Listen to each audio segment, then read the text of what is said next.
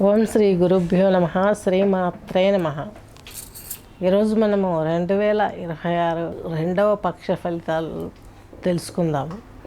ద్వాదశ రాశులకు ప్రధానంగా తీసుకున్నట్లయితే మన సంస్థలో మ్యూజిక్ నేర్పించడం, థెరపీ మ్యూజిక్, అలాగే థెరపీ యోగా నేర్పించటం, జనరల్ క్లాసెస్ టేకప్ చేయటం, చెప్పడము ఇవన్నీ కూడా జరుగుతుంది.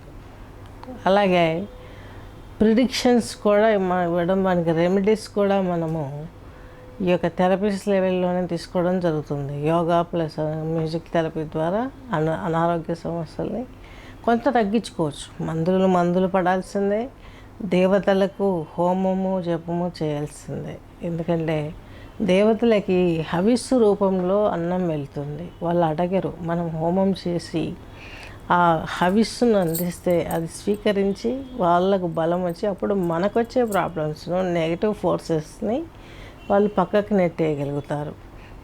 ఇది గమనించుకోవాలి. మీనరాశి మీనలగ్నం తీసుకున్నట్లయితే మీనరాశి మీనలగ్నం వారికి మీ రాశిలోనే మీకు వ్యయాధిపతి అలాగే లాభాధిపతి అయినటువంటి శని ఉన్నారు.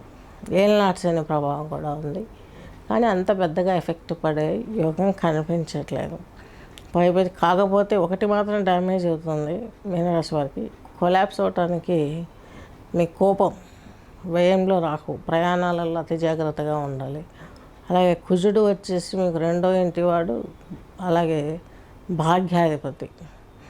ఈయన వచ్చేసి మీకు మూడులో ఉన్నాడు.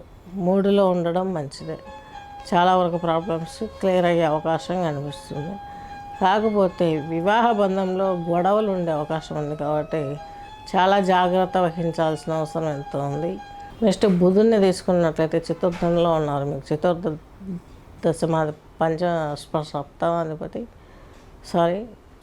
సప్తమాధిపతి అయిన బుధుడు మీకు చతుర్థంలో ఉన్నాడు. చక్కగా ఉంటుంది. మీకు అనుకున్న పనులు క్లియర్ అవడానికి ఒక్కడే ఉన్నాడు కాబట్టి మాతృసౌఖ్యం, ఉద్యోగంలో ప్రమోషన్స్, అలాగే ఇలాంటివి కలిసి రావడానికి విష్ణు సహస్రనామం విన్నట్లయితే, పూజించినట్లయితే విష్ణువుని ఇంకా బాగుంటుంది. నెక్స్ట్ మీకు 5వ ఇంట్లో గురుబలం బాగుంది, స్పష్టంగా ఉంది. 6వ ఇంటి అధిపతి అయినటువంటి రవి కూడా కలిసి ఉన్నాడు గురువుతోటి. 17th వచ్చేస్తాడు, జూలై 17th. మిథునం వదిలి కర్కాటకంలోకి వస్తారు. ఈ పక్షం మొత్తం కూడా అక్కడే ఉంటారు. మిశ్రమ ఫలితాలని చెప్పుకోవచ్చు. 6వ ఇంటి అధిపతి 5లో ఉండడం, కాకపోతే 6లో శుక్రుడు ఉన్నాడు కేతువుతో కలిసి. ఆధ్యాత్మిక వైభవం పెరుగుతుంది. అలాగే సోదరులతో ఇబ్బందులు ఏర్పడే అవకాశం కనిపిస్తుంది. నెక్స్ట్ వచ్చేసి మీకు ఈ యొక్క అష్టమాధిపతి అయినటువంటి ఈ యొక్క శుక్రుడు కూడాను మీకు మీకు ఈ యొక్క 6వ ఇంట్లో ఉండడం మూలంగా కొన్ని ఇబ్బందులు ఎదురయ్యే అవకాశం కనిపిస్తుంది.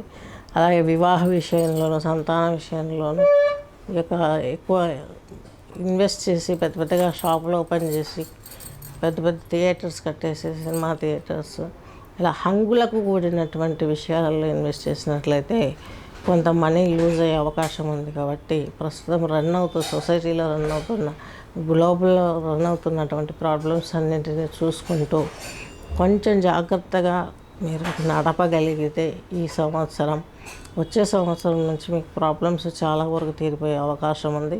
వివాహ బలం లేదు.